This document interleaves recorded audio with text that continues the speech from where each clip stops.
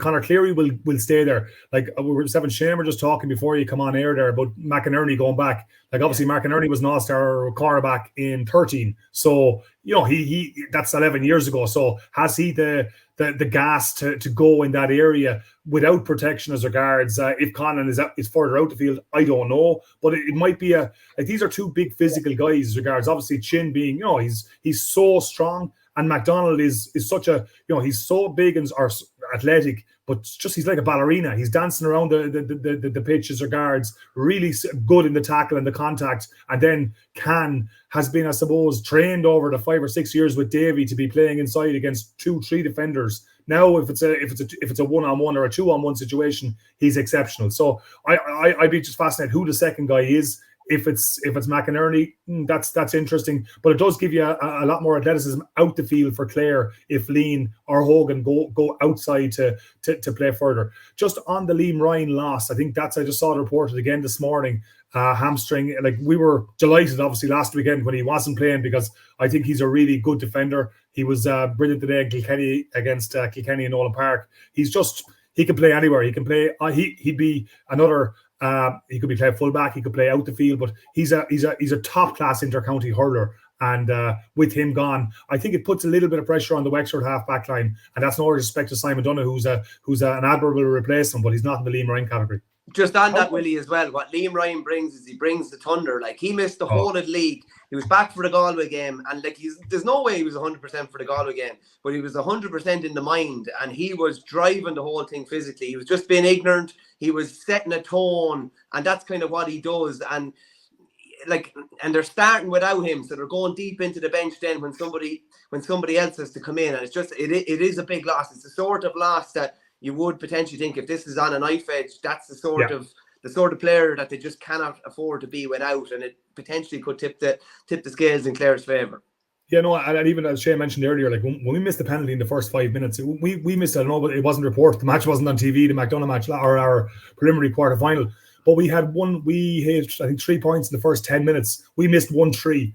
Not handy scores, but we missed a penalty, missed 3 shots that we would have got off in Croke Park the week before and would have scored. But like these are things that with a Liam Ryan in the team, it does tip the balance. And that was something that we were looking at a fast start, try to get into them. But with Liam Ryan not playing, it gives the team a big advantage, in my opinion. So I think it will be interesting to see what way Clare line up their forwards as a result, because I think, not that they'll be targeting the Wexford half back line. I wouldn't be that disrespectful, but at the same time, without Liam Ryan, you'd have to be looking at it.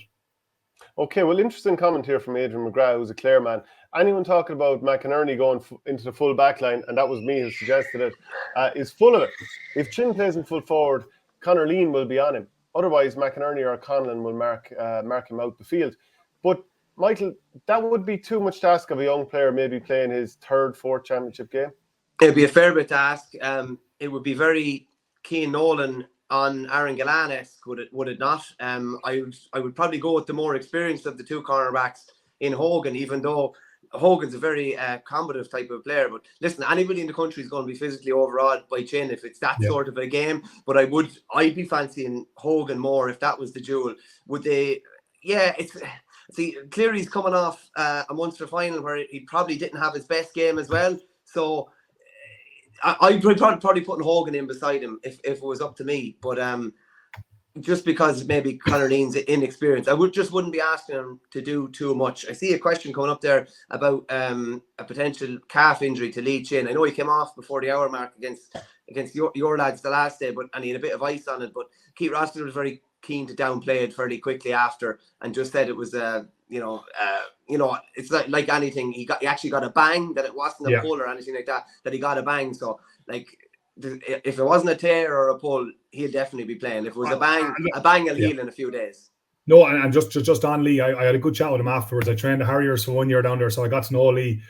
Great fella, and he had his leg or his calf strapped, and nothing to worry about. It was what he said, and he'll be fine for this weekend. Just one thing on him, we had Diarmuid Conway on him. Diarmuid now, again, to the non-leash hurling public, Diarmuid is a 6'3". He marked Screeney the week before in Croke Park.